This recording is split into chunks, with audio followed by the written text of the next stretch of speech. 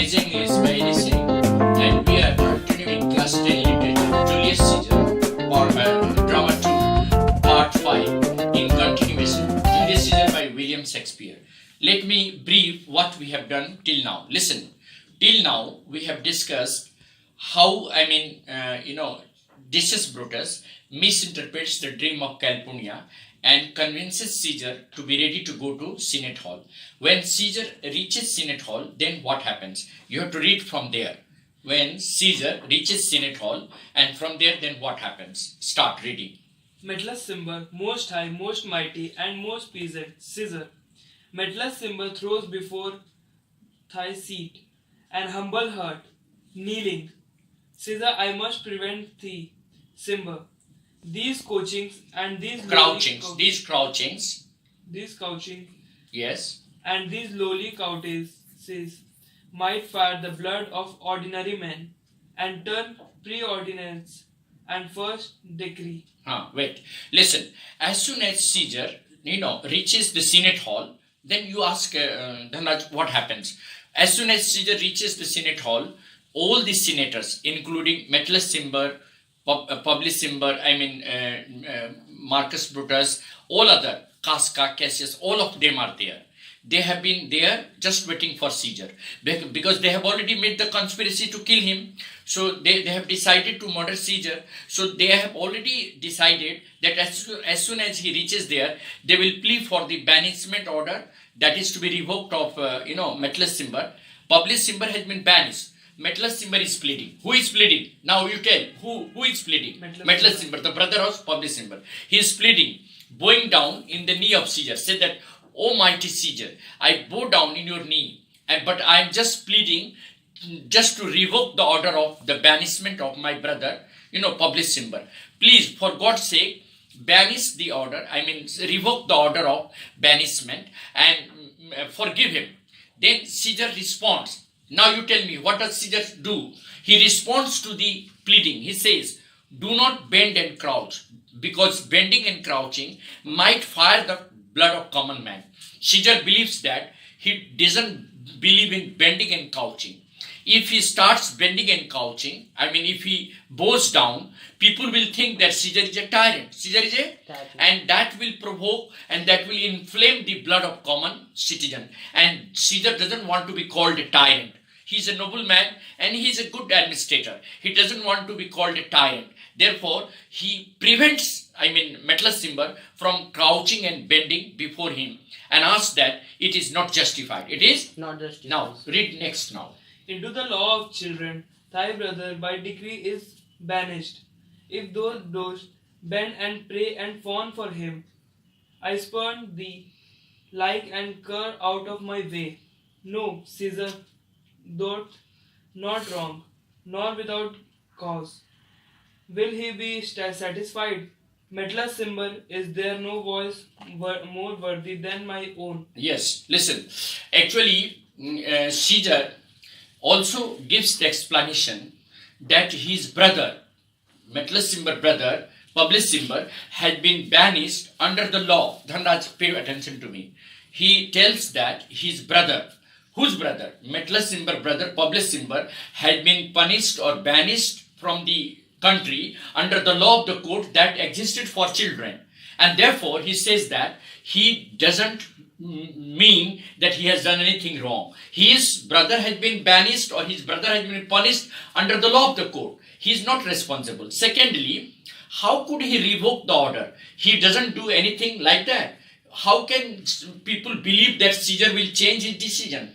Secondly, if he does so, it will be unjustified. It will be unjustified. The order that of banishment of his brother is under the law of the court that existed for children long ago in Rome, and so he is not responsible for that. And if he said that if you bow down once again and just kneel against my feet, I will call you dog. I will call you dog. That means he is just preventing him from doing so. Go ahead. To sound more sweetly in greater Caesar's ear, for the repealing of my banished brother. Brutus, I kiss thy hand, but not in flattery, Caesar, desiring thee that Publius Cimber may have an immediate freedom of repeal. Just a minute. Even Brutus also comes forward in favor of Metellus Cimber. He said that I just kiss your hand, but not in flattery. I'm not flattering you by kissing your hand, Caesar. I just want that you should revoke the order of the banishment of Publius Cimber, just because he deserves to be. He deserves. I just re-appeal for banishment order to be revoked. Oh, Caesar. After that, read. Caesar what? Brutus, Cassius, pardon Caesar. Caesar pardon. As low as to thigh foot do Die Cassius. food. As low to die food. Die means your. He said that, well, I'm just going down in your feet, but for desiring that you should revoke the order of banishment of Publius Cimber. To beg enfranchisement for Publius. Yeah, Cimber. they all just plea for, giving freedom to Publius Cimber, the brother of Metellus Cimber. They all, listen now, even Brutus comes forward. All the, conspirators are there, and they are just making a show, just a drama, that they are pleading for the revoking of the order. And they know it very well that Caesar is not going to change. And finally, they are determined that they will do whatever they have decided. Yes. Cassius, I could be well Cassius, yes. Cassius, I could be well moved if I were as you. Now, actually, this is wrongly written. It is told by Caesar. Wrong. It is Caesar's statement. Read out.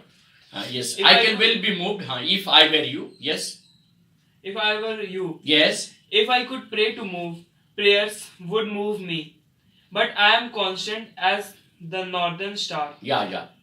Of whose true fixed and resting quality there is no fellow in the firmament. Yes. Listen now. Caesar gives his response to all the conspirators. He said that he is fixed and he is determined, and his decision is as consistent as the northern star in the Milky Way. Northern star never changes the position. Listen now. Northern star never changes the position. So he said that my decision is as constant as the northern star in the Milky Way. I am not going to change my decision. And even if I wish to change, prayers, my conscience will not allow me to do so, because whatever I have done is justified, and I cannot do anything out of my conscience, so your all plea is useless. I am not going to change my decision. My decision is as consistent as the position of the northern star in the Milky Way, and therefore Caesar will not change. Once Caesar had decided that Publius Cimber will be banished, the decision will stand valid and constant. I was constant Cimber should be banished, and constant do remain to keep him so. Casca, speak. Casca, yes. Casca. Give hands, yeah. He said, give hands. He's asking everybody to come, because now they are going to kill him. They are going to murder him. So Casca is the first one to come forward and ask for help. Yes. Casca, speak. Hands for me. Casca first, then the other conspiration. And all the conspirators now join. Casca is the first to stab Caesar. Who is the first to stab Caesar? Casca. And then all the conspirators fall one by one. Cassius, Metellus Cimber, Publius, all of the conspirators come one by one. Yeah, who is the first one among the conspirators to stab Caesar? Casca. And then comes Cassius, and one by one, all the conspirators stab him. Then comes who? Last comes Brutus. Yes. Caesar add to brute. Then false Caesar dies. Then before that you have not read. At last comes Cassius. When he sees Cassius, coming, and he sees Brutus also, no. See, one verse, Casca stabs Caesar. Then, other conspirators. Then comes, Brutus. Then read that one. When Caesar is saying that when he saw his most loyal friend Brutus stabbing him, he fell down and died. And he said, you too, brute. That line you read. Casca first, then the other conspirations, and Brutus stabs Caesar. Yeah, then comes Brutus, his most loyal friend, whom he couldn't believe. But what did he say when Brutus stabs? That line you read. Caesar, you too, brute. You too, brute.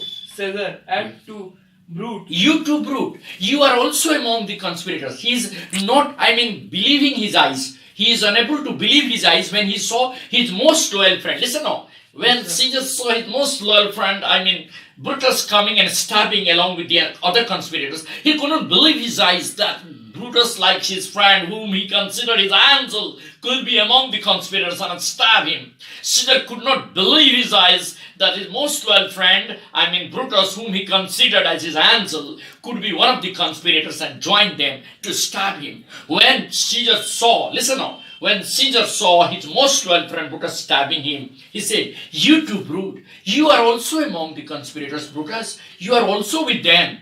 I cannot believe my eyes." And then he fell down and died. Then you can ask question, "Sir, what really killed Caesar? Was it the stab injuries of the conspirators, or was it something else?" I would say that Caesar would not have died of the stab injuries of the conspirators for the ingratitude shown by Brutus in stabbing one of his most loyal friends, Caesar. Caesar lost all his courage and fell down and died.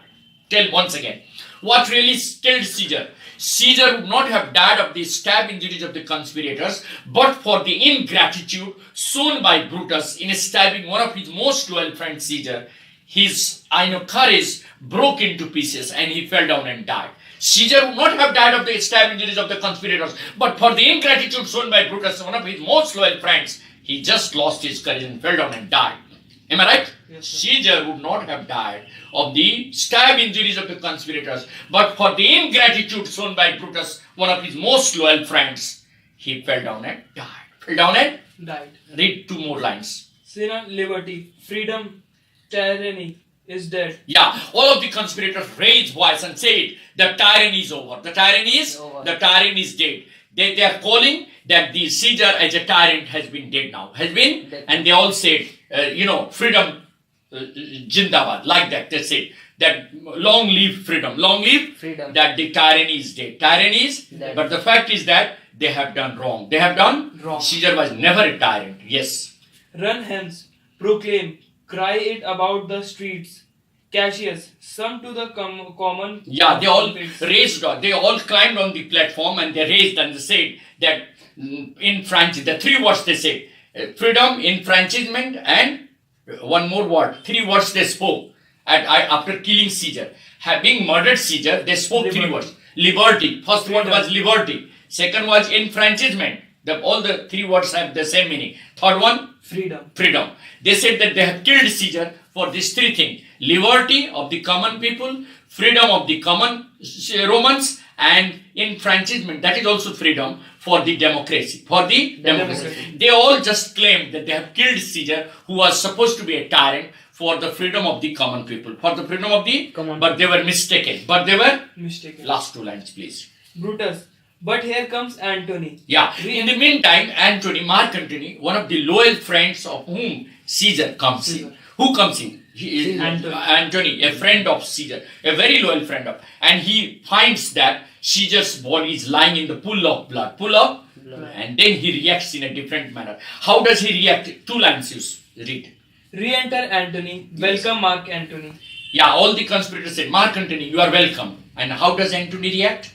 Antony, O mighty Caesar, "Oh, mighty Caesar, dost doth lie thou so lie so low? Oh, mighty Caesar, you are lying so low.